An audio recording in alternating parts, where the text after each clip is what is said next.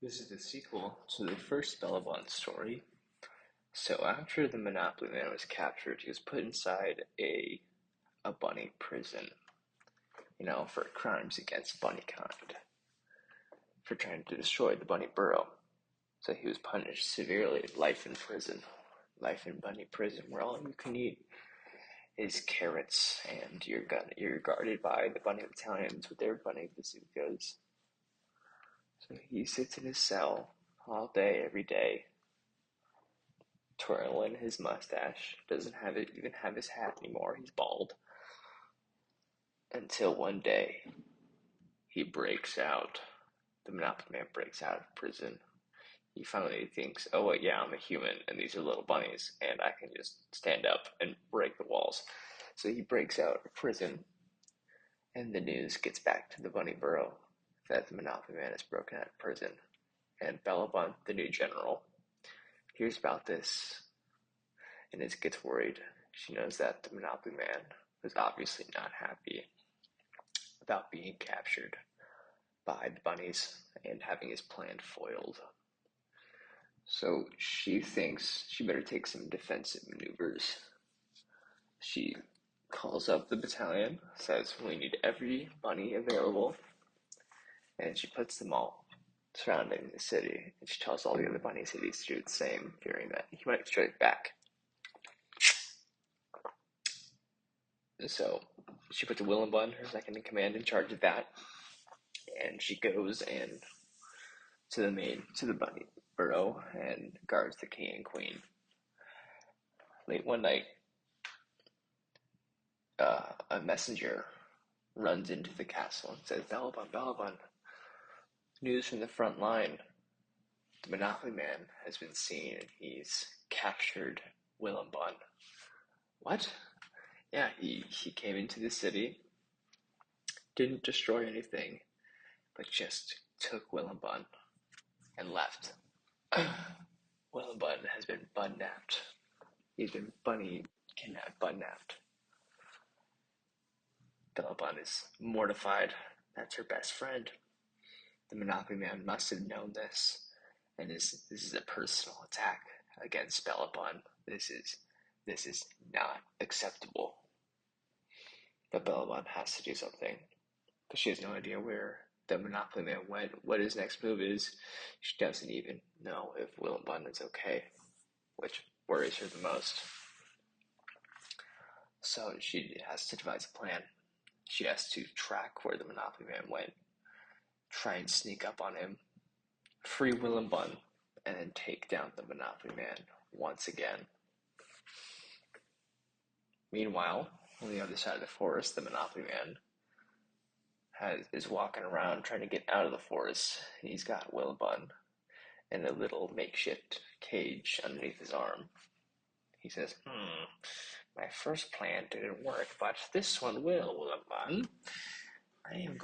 Since I have you as my hostage, the other bunnies will have to let me do what I want, or else I will threaten you. My men are all waiting outside the forest for me. They brought bigger and better machines, and we're going to go straight to the bunny burrow and steal all the carrots. I'll steal all the carrots and sell them to humans and make lots of money. Because I am the Monopoly Man. Bun said, you can't do that. These are good, honest bunnies. They're innocent. They're just civilians. And the Monopoly Man says, I don't care. He twirls his mustache. So Bellabun has to track the Monopoly Man. So she tries to think, how would a bunny track a human? Well, obviously humans are very big. They're going to leave a big trail of broken branches. So she goes to the scene of the crime. She asks some of the bunny soldiers where they saw the Monopoly Man leave. They pointed north towards the forest. So she hops over there and she sees a bunch of broken branches leading north. This must be where he left. So she hops along, trying to keep her distance so she's not seen. And eventually she sees the Monopoly Man. He's just slow. He's slow. He's not very athletic, so Bunny can catch up to him. And she sees him right before he leaves the forest. And she sees under his arm the cage with Willem Bun inside of it. She knows at least Willem Bun is okay, which makes her very happy. So now is the tricky task of getting him back and taking out the Monopoly Man, because as she sees peering out the forest, the Monopoly Man walks up to a group of humans and shakes their hands, and he gets into a big excavator and says, now is the time to go and steal all the carrots. As he turns on the big machine, and a big cloud of smoke comes out of the excavator, and the humans walk forward with axes and chainsaws. They start hacking at all of the trees. Says Bellabun. This is terrible. This is just like before, but worse. There's more of them and less of me. The buns don't know about this, and the fairies are all doing fairy stuff, and the gnomes are out gnoming around. The nomadic tribes. Oh, I forgot to say that in the first one. Yeah, they're nomadic tribes because they're gnomes. That's pretty good. Anyway, back to the story. I gotta do this by myself, but how? Says Bellabun. Well, she looks at the excavator. She can take control of the excavator. She can use the big claw at the end to try and knock out the other humans. How would you do that? The Monopoly is in there with Willem Bun. And also, she's just a little bunny. She can't operate that big, heavy machinery. Well, she thinks, if I can free Willem Bun, we can both take out the Monopoly Man together, and then I can drive, and then he can use the arm and work together. Teamwork. That's the plan. Okay. So Willem Bun